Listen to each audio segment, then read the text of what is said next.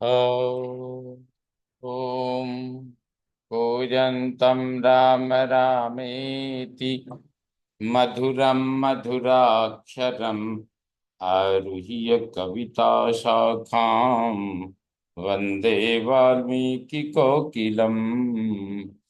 वाल्मीकिर्मुनिसिंहस्य कवितावनचारिणः शृण्वन् रामकथानादम् को न याति परां गतिम्।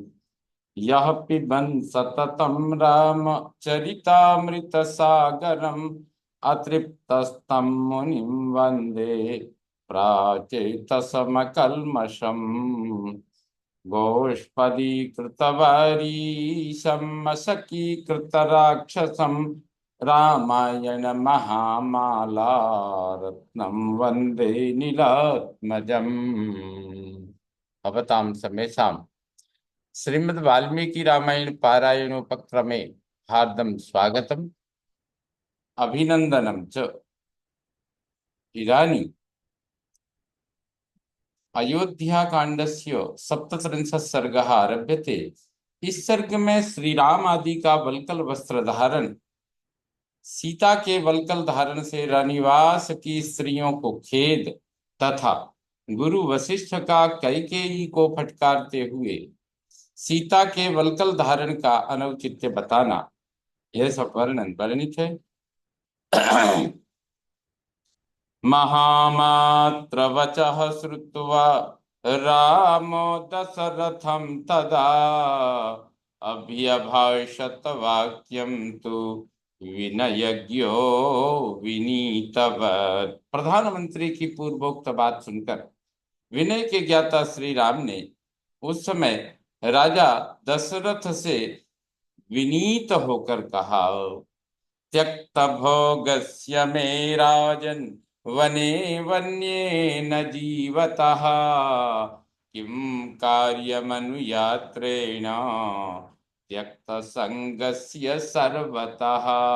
राजन, मैं भोगों का परित्याग कर चुका हूँ। मुझे जंगल के फल मूलों से जीवन निर्वाह करना है। जब मैं सब ओर से आसक्ति छोड़ चुका हूँ, तब मुझे सेना से क्या प्रयोजन है। यो हि दत्त्वा द्विजश्रेष्ठं कक्ष्यायां कुरुते मनः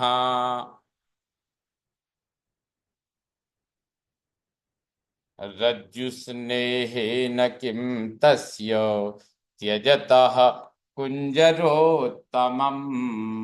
जो श्रेष्ठ गजराज का दान करके उसके रस्से में मन लगाता है, लोभवश रस्से को रख लेना चाहता है, वह अच्छा नहीं करता। क्योंकि उत्तम हाथी का त्याग करने वाले पुरुष को उसके रस्से में आसक्ति रखने की क्या आवश्यकता है।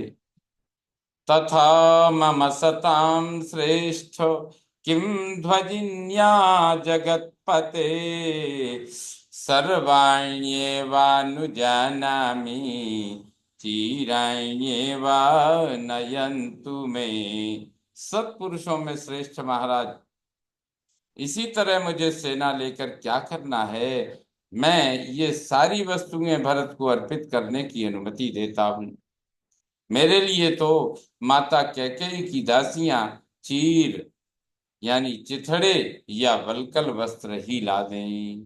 खनित त्रिपट खनित्र पिटके चोभे समानयत गच्छत चतुर्दश वने वासम वर्षाणि वसतो मम।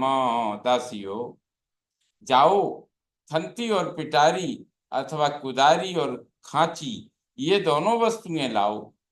14 वर्षों तक वन में रहने के लिए ये चीजें उपयोगी हो सकती हैं। अथ चिराणि कैकेयी स्वयमाहृत्य राघवम् उवाच परिधत्स्वेति जनौघे निरपत्रपा। कैकेयी लाज संकोच छोड़ चुकी थी। वह स्वयं ही जाकर बहुत सी चीर ले आई और जन समुदाय में श्री रामचंद्र जी से बोली, लो पहन लो। सचीरे पुरुष व्याघ्र कैकेय्या प्रतिगृह्यते सूक्ष्म वस्त्रमवक्षिप्य मुनिवस्त्राण्यवस्तः। पुरुष सिंह श्री राम ने कैकेयी के हाथ से 2 चीर ले लिए और अपने महीन वस्त्र उतारकर मुनियों के से वस्त्र धारण कर लिए। लक्ष्मणश्चापि तत्रैव विहाय वसने शुभे तापसाच्छादने चैव जग्रह पितुरग्रतः। इसी प्रकार लक्ष्मण ने भी अपने पिता के सामने ही दोनों सुंदर वस्त्र उतारकर तपस्वियों के ये वल्कल वस्त्र पहन लिए। अथात्म परिधानार्थम सीता कौशेयवासिनी संप्रेक्ष्य चीरम संत्रस्ता पृषति वागुरामिव साव्यपत्रपमाणेव प्रगृह्य च सुदुर्मना कैकेय्या कुसचीरेते जानकी शुभ लक्षणा अश्रु संपूर्ण नेत्रा च धर्मज्ञा धर्मदर्शिनी गंधर्वराज प्रतिमं भर्तारमिदमब्रवीत् कथं नु चिरं बध्नन्ति कथं नु चिरं बध्नन्ति मुनयो वनवासिनः इति ह्यकुशला सीता सा मुमोह मुहुर्मुहुः। तदनंतर रेशमी वस्त्र पहनने और धर्म पर ही दृष्टि रखने वाली धर्मज्ञा शुभ लक्षणा जनक नंदिनी सीता अपने पहनने के लिए भी चीर वस्त्र को प्रस्तुत देख उसी प्रकार डर गई जैसे मृगी बिछे हुए जाल को देखकर भयभीत हो जाती है। वे कैकेयी के हाथ से 2 वल्कल वस्त्र लेकर लज्जित सी हो गईं। उनके मन में बड़ा दुख हुआ और नेत्रों में आंसू भर आए। उस समय उन्होंने गंधर्वराज के समान तेजस्वी पति से इस प्रकार पूछा, नाथ, वनवासी मुनि लोग चीर कैसे बांधते? यह कहकर उसे धारण करने में कुशल न होने के कारण सीता बारंबार मोह में पड़ जाती थी, भूल कर बैठती थी। कृत्वा कंठे स्म साचीरम एकमादाय पाणिना तस्थौ यकुशला तत्र व्रीडिता जनकात्मजा।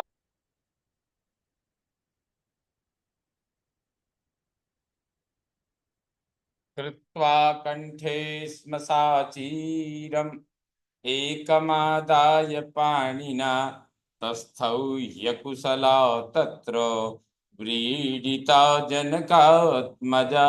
चीर धारण में कुशल न होने से जनक नंदिनी सीता लज्जित हो एक वल्कल गले में डाल दूसरा हाथ में लेकर चुपचाप खड़ी रही।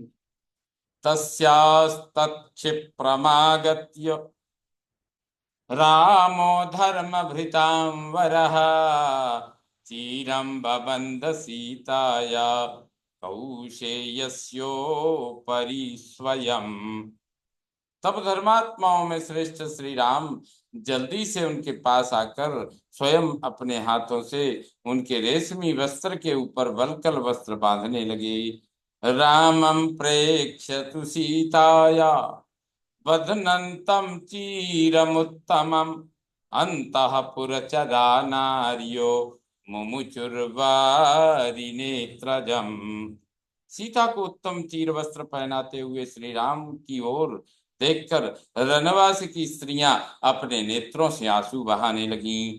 ऊचुश्च परमायत्ता रामं ज्वलित तेजसं वत्सनैवं नियुक्तेयं वनवासे मनस्विनी। वे सब अत्यंत खिन्न होकर दीप्त तेज वाले श्री राम से वे बोली, बेटा, मनस्विनी सीता को इस प्रकार वनवास की आज्ञा नहीं दी गई है। पितुर्वाक्यानुरोधेन गतस्य विजनं वनं तावद्दर्शनमस्य न सफलम भवतु प्रभो। प्रभो, तुम पिता की आज्ञा का पालन करने के लिए जब तक निर्जन वन में जाकर रहोगे, तब तक इसी को देखकर हमारा जीवन सफल होने दो। लक्ष्मणेन सहायेन वनं गच्छस्व पुत्रक, नेयमर्हति कल्याणी वस्तुं तापसवद वने। बेटा, तुम लक्ष्मण को अपना साथी बनाकर उनके साथ वन को जाओ, परंतु यह कल्याणी सीता तपस्वी मुनि की भांति वन में निवास करने योग्य नहीं है। कुरुनो याचनां पुत्र सीता तिष्ठतु भामिनी, धर्मनित्यः स्वयं स्थातुं नहि इदानीं त्वमिच्छसि। पुत्र, तुम हमारी यह याचना सफल करो, भामिनी सीता यहीं रहे। तुम तो नित्य धर्म परायण हो, अतः स्वयं इस समय यहाँ नहीं रहना चाहते हो, परंतु सीता को तो रहने दो। तासामेवं विधावाच शृण्वन् दशरथात्मजः, बबन्धैव तथा चीरं सीतया तुल्यशीलया, चीरे गृहीते तु तया सबाष्पो नृपतेर्गुरुः, निवार्य सीतां कैकेयीं वसिष्ठो वाक्यमब्रवीत्। माताओं की ऐसी बातें सुनते ही दशरथ नंदन श्री राम ने सीता को वल्गल वस्त्र पहना ही दिया। पति के समान शील स्वभाव वाली सीता के वल्कल धारण कर लेने पर राजा के गुरु वशिष्ठ जी के नेत्रों में आंसू भर आया। उन्होंने सीता को रोककर कैकेयी से कहा, अति प्रवृत्ते दुर्मेधे कैकेयी कुलपांसनी, वंचयित्वा तु राजानं न प्रमाणेव तिष्ठसि। मर्यादा का उल्लंघन करके अधर्म की ओर पैर बढ़ाने वाली दुर्बुद्धि कैकेयी राजा को धोखा देकर अब तू सीमा के भीतर नहीं रहना चाहती है। न गंतव्यम वनम देव्या सीतया शीलवर्जिते, अनुष्ठास्यति रामस्य सीता प्रकृतमासनम। शील का परित्याग करने वाली दुष्टे देवी सीता वन में नहीं जाएगी, राम के लिए प्रस्तुत हुए राज सिंहासन पर यही बैठेंगी। आत्मा हि दादा सर्वेषां दार संग्रहवर्तिनाम, आत्मेयमिति रामस्य पालयिष्यति मेदिनी। संपूर्ण गृहस्थों की पत्नियां उनका आधा अंग हैं। इस तरह सीता देवी भी श्री राम की आत्मा है, अतः उनकी जगह यही इस राज्य का पालन करेंगी।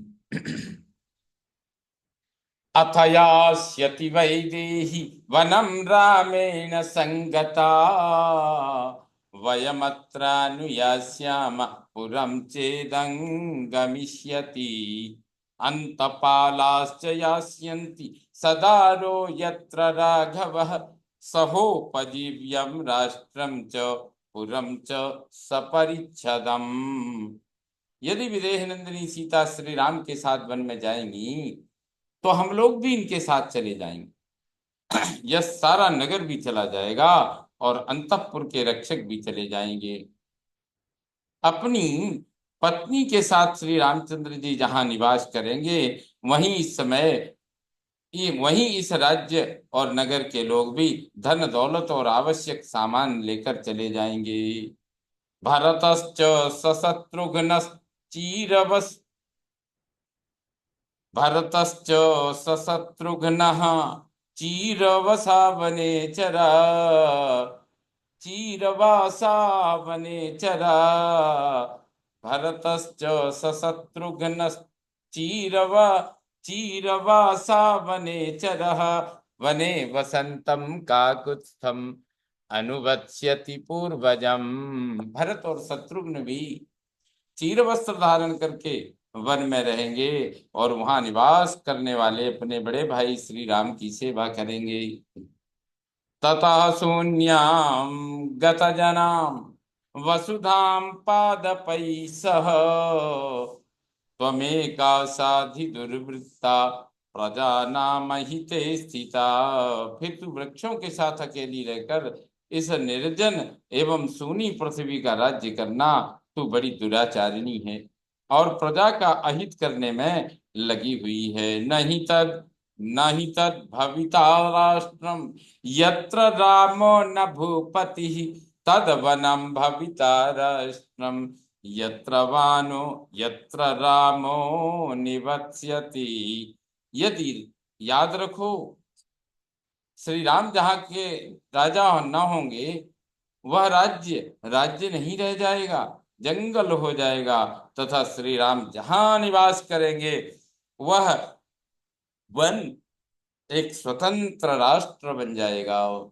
न ह्यदत्तां महीं पित्रा भरतः शास्तुमिच्छति त्वयि वा पुत्रवद वस्तुं यदि जातो महीपते।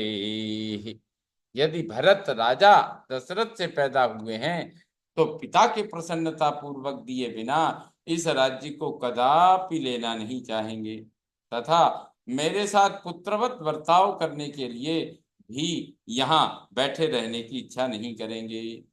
यद्यपि त्वं क्षितितलात् गगनं चोत्पतिष्यसि पितृवंश चरित्रज्ञः सोऽन्यथा न करिष्यति। तू पृथ्वी छोड़कर आसमान में उड़ जाए तो भी अपने पितृकुल के आचार व्यवहार को जानने वाले भरत उसके विरुद्ध कुछ नहीं करेंगे। तत्त्वया पुत्रगर्धिन्या पुत्रस्य कृतमप्रियं लोके नहि स विद्येत यो न राममनुव्रतः। तूने पुत्र का प्रिय करने की इच्छा से वास्तव में उसका प्रिय ही किया है, क्योंकि संसार में कोई ऐसा पुरुष नहीं है जो श्री राम का भक्त न हो। त्रक्षस्यद्यैव कैकेयी पशुव्यालमृगद्विजान् गच्छतः सह रामेण पादपांश्च तदुन्मुखान्। कैकेयी, तू आज ही देखेगी कि वन को जाते हुए श्री राम के साथ पशु सर्प मृग और पक्षी भी चले जा रहे हैं। औरों की तो बात ही क्या, वृक्ष भी उनके साथ जाने को उत्सुक हैं। अथोत्तमान्याभरणानि देवी देहि स्नुषायै व्यपनीय चीरम न चीरमस्या प्रविधीयतेति न्यवारयत्तद्वसनं वसिष्ठः। देवी सीता तुम्हारी पुत्र वधू है, इनके शरीर से वल्कल वस्त्र हटाकर तू इन्हें पहनने के लिए उत्तमोत्तम वस्त्र और आभूषण दे। इनके लिए वल्कल वस्त्र देना कदापि उचित नहीं है। ऐसा कहकर वशिष्ठ ने उसे जानकी को, जनक दुलारी जानकी को वल्कल वस्त्र पहनाने से मना किया। एकस्य रामस्य वने निवासस्त्वया वृतः केकय राजपुत्री विभूषितेयं प्रतिकर्म नित्या वसत्वरण्ये सह राघवेण।